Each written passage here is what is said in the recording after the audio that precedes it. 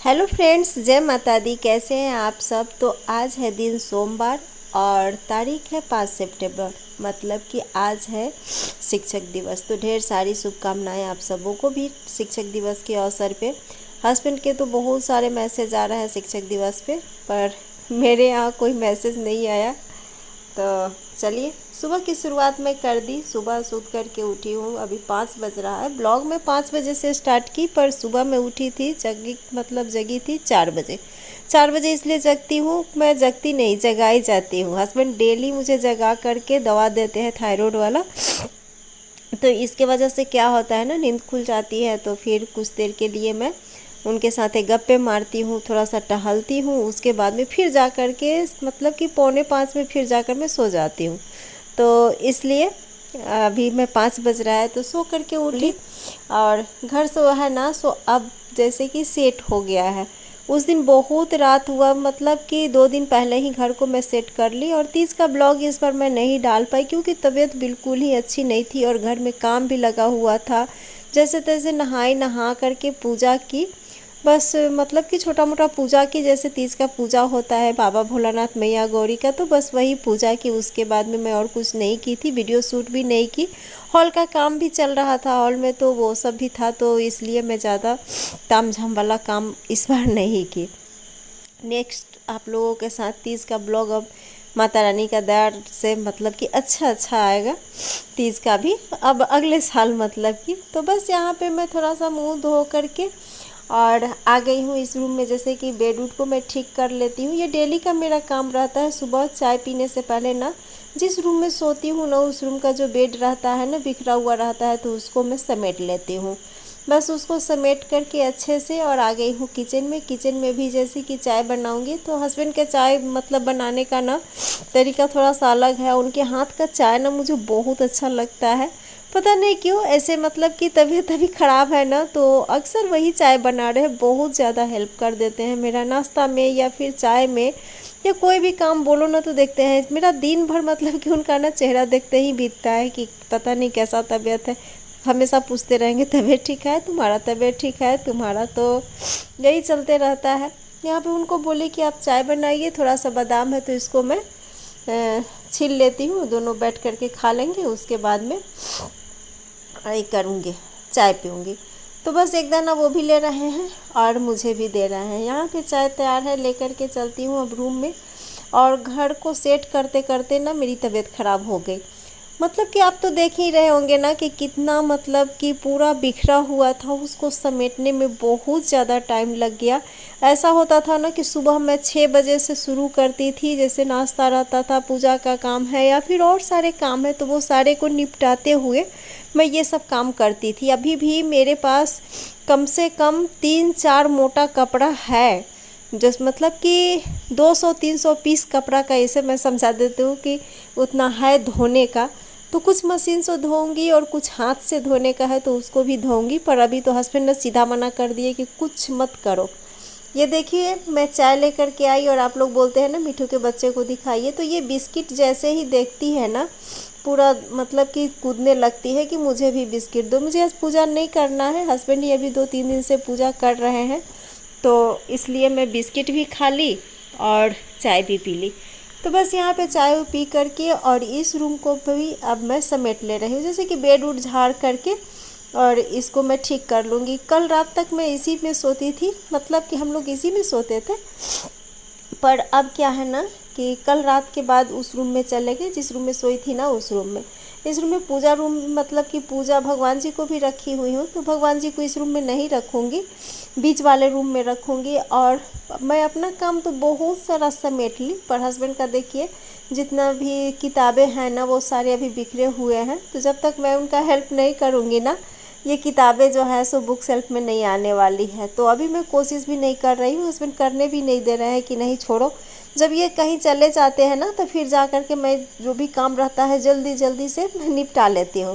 और फिर जब ये आ जाते हैं तो बैठ जाती हूँ इनके साथ, थोड़ी सी बातें उतें करने लगती हूँ कि वो जो है ना सो भूल जाए कि हाँ मैं कुछ कर रही थी, बस यही समझे कि हाँ रेस्ट ले रही थी। बस यहाँ पे इस रूम को भी मैं सेट कर ली, कल रात में ही सेट कर ली थी। पर ये कूलर जो है ना, ये कूलर बहुत ज़्यादा गंदा हो गया, बहुत लॉस हुआ मेरा इस घर में मतलब कि शिफ्ट करने के बाद क्या हुआ ना कि जो भी काम शुरू हुआ ना उसमें इतना डस्ट उड़ा कि 3 पंखा मेरा ख़त्म हो गया। मतलब कि उसका कॉइल जल गया है। तो उसमें मतलब कि 300 400 करके ये तीनों चारों पंखा में मेरा लगने वाला है। तो इतना गंदा ही हो रहा है कि जिसके कारण ना वो पंखा ख़त्म हो जा रहा है। तो कोई बात नहीं, अब धीरे धीरे से सबको मैं जैसे कि बनवाऊंगी, पर अभी हिम्मत नहीं है कि कोई भी काम के लिए बाहर जाऊं या हस्बैंड को भेजूं। तो बस इसको रूम को मैं समेट करके और झाड़ू लगा ले रही हूँ और झाड़ू लगा करके चली जाऊंगी। हॉल में भी बहुत सारा सामान बिखरा हुआ है तो उसको भी मैं सेट कर लूँगी। और हॉल का काम अभी नहीं हुआ है, 1-2 रोज़ और लगेगा, उसके बाद हॉल का जो काम है वो सब काम भी हो जाएगा। और अभी भी ना मेरी ना सांस फूल रही है, एडिटिंग कर रही हूँ पर सांस फूल रही है जैसे कि सर्दी की वजह से। रात होते होते ना इतना मतलब कि जोरों का बुखार आ जाता है ना कि बर्दाश्त से बाहर, और सुबह होते ही इतना एनर्जी भी बॉडी में पता नहीं कहाँ से आ जा रहा है कि ये काम है वो काम है, उसको सबको मैं समेट लूँ। और ये देखिए टीवी को मैं 4-5 ठो जो पर्दा था ना उससे साड़ी दुपट्टा सब से लेकर के मैं ढक के रखी थी कि पंखा तो गया बाबा, टीवी ना जाए, क्योंकि डस्ट से बहुत लॉस हुआ। कूलर भी देखी ना, कूलर का जो घास रहता है या उसके अंदर का जो भी पार्ट रहता है ना सारा मतलब कि काला काला 1-1 इंच करके डस्ट आ गया है। अब समझ में नहीं आ रहा है ना कि उसको मैं कैसे साफ़ करूँ। बोलूँगी मिस्त्री जो आते हैं उन्हीं को कि आप इसको साफ़ कर दीजिए। तो टीवी तो खैर अभी मैं चला करके नहीं देखी, यहाँ पे आने के बाद में केबल कनेक्शन का मैं अभी कनेक्शन नहीं ली, सोची कि चलो सब काम स्थिर हो जाए तब लूँगी, क्योंकि बैठ कर के टीवी देखने का अभी फुर्सत ही नहीं है। तो बस यहाँ पे हॉल का भी काम हो गया है, यहाँ प्लास्टर का जो काम है वो सब हो गया है, क्योंकि ढलैया था ना तो बिना प्लास्टर का टाइल्स या कोई भी चीज़ लगाना हो ना तो वो नहीं लगता, तो इसलिए ये प्लास्टर का काम भी हॉल में हो गया है। यहाँ पे झाड़ू लगा करके जो भी कचरा है उसको मैं निकाल कर फेंक दे रही हूँ। और अब जो है ना सो कचरा का कहानी जो है सो ख़त्म हो गया है। अब मेरा घर पूरे मतलब कि अच्छे तरीके से तो नहीं बोलूँगी, अभी भी छिटपुट कुछ काम है जो कि मुझे निपटानी है। तो फ़िलहाल मतलब कि रिलैक्स हूँ।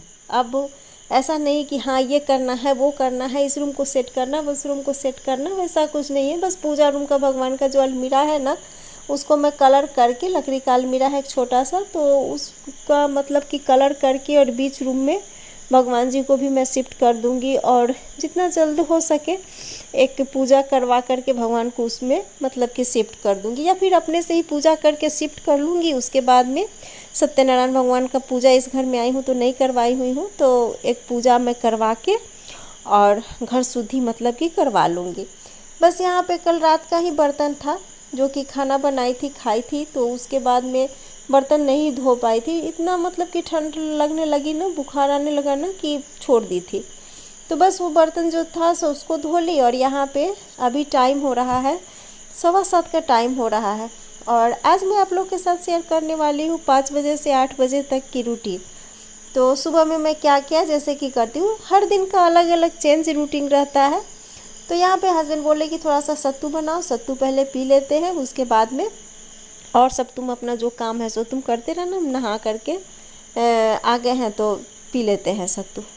मैं नहाऊंगी बाद में क्योंकि मुझे पूजा नहीं करनी है, तो सोची कि चलो सत्तू भी पी लेती हूँ, उसके बाद में नाश्ता करूँगी, नाश्ता बनाऊँगी, नाश्ता करूँगी तो कोई बात नहीं, या फिर नहाऊँगी भी। तो पूजा नहीं करने का रहता है तो अगर मन ठीक ना है तो मैं इस तरह से सत्तू पी लेती हूँ। अगर मन ठीक रहा, तबीयत ठीक रहा ना, तो बिना नहाए मैं नमक का कोई भी सामान मुंह में नहीं लेती हूँ। पर सोची कि चलो पी लेती हूँ सत्तू, और जो दवा है उसको मैं सर्दी बुखार का खा लेती हूँ। तो बस यहाँ पे सत्तू पी करके उसके बाद में नहा ली।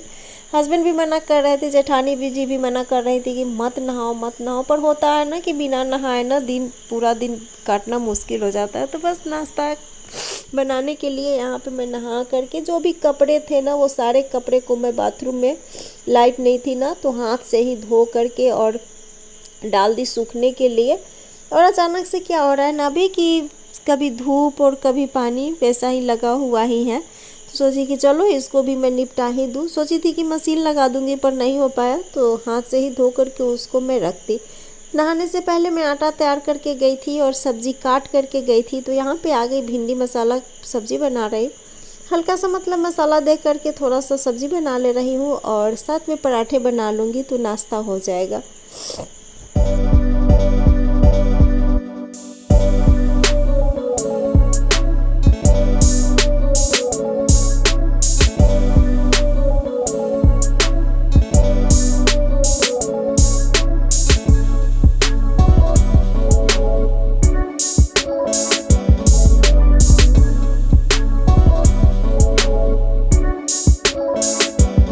तो बस ये सिंपल सा भिंडी का सब्जी है जो कि मैं बना रही हूँ। बड़े बड़े टुकड़ों में मैं भिंडी को काट ली। आप चाहे तो बीच से चीरा लगा करके भी इसको बना सकते हैं।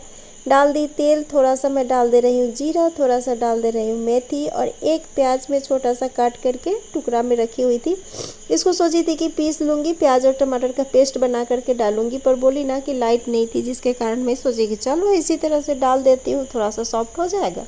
तो मसाले डाल दूंगी। मसाले में वही रेगुलर के मसाले और हल्दी डालूंगी और कुछ मैं नहीं डालूंगी और थोड़ा सा मैं इसमें मलाई डालूंगी। तो बस ये मसाले जो है अच्छे से भून गए। थोड़ी सी कसूरी मेथी डाल दी और साथ में ये मलाई थोड़ी सी डाल करके रखी थी, दूध और मलाई, घर का मलाई होता है ना, वही मलाई डाल करके इसको अच्छे से भून ले रही हूँ। नमक डाल करके अच्छे से भून लूँगी और बस पानी डाल करके भिंडी को मैं पकने के लिए छोड़ दूंगी। और हाँ, एक कमेंट आया था कि भिंडी में पानी कौन डालता है, तो मैं डालती हूँ भिंडी में पानी। जिस तरह से मसाले वाले सब्ज़ी बनाती हूँ ना तो डालती हूँ। अगर भुंजिया बनाने का हो ना तो भुंजिया में तो पानी नहीं पड़ता है, पर सब्ज़ी में पानी मैं डालती हूँ। मैं ही क्यों, बहुत सारे लोग ऐसे हैं जो सब्ज़ी बनाते हैं, तो जैसे कि भिंडी का सब्ज़ी में मसाला वाला अगर सब्ज़ी बनाए तो उसमें पानी डालते ही हैं, मैं भी डालती हूँ। बस ये मसाले जो है सो भून गए थे तो पानी डाल दिए और अब ये एक बॉयल आ जाएगा तो ये सब्ज़ी जो है सो गैस फ्लेम को स्लो करके पकने के लिए छोड़ दूँगी। साथ में ये बना रही हूँ गर्मा गर्म पराठा और बहुत दिन के बाद मैं ब्लॉग डाल रही हूँ। तो यही कारण था, तबीयत ठीक नहीं था जिसके कारण मैं ब्लॉग नहीं डाल पा रही थी। अब घर भी सेट हो गया है, थोड़ा सा तबीयत भी ठीक हो जाए तो मैं ब्लॉग डालना शुरू कर दूँगी। 1-2 दिन के बाद और मैं एक ब्लॉग डालूँगी और बहुत जल्द मैं आप लोग के साथ होम टूर भी करूँगी। ये सिंपल सा मेरा मतलब कि सिंपल छोटा सा घर है जिसको मैं होम टूर आप लोगों को ज़रूर करवाऊँगी, क्योंकि कमेंट भी आ रहा है कि आप अपने घर का होम टूर दीजिएगा। तो वैसे मेरे घर में कोई मतलब कि बड़े बड़े कीमती महंगे सामान तो कुछ है नहीं, जो है वो मैं आप लोग के साथ शेयर ज़रूर करूँगी। चलिए इसी के साथ आज के वीडियो को भी एंड करती हूँ। मिलती हूँ नेक्स्ट वीडियो में, तब तक के लिए बाय बाय। आप लोग अपना पूरा ख्याल रखिएगा।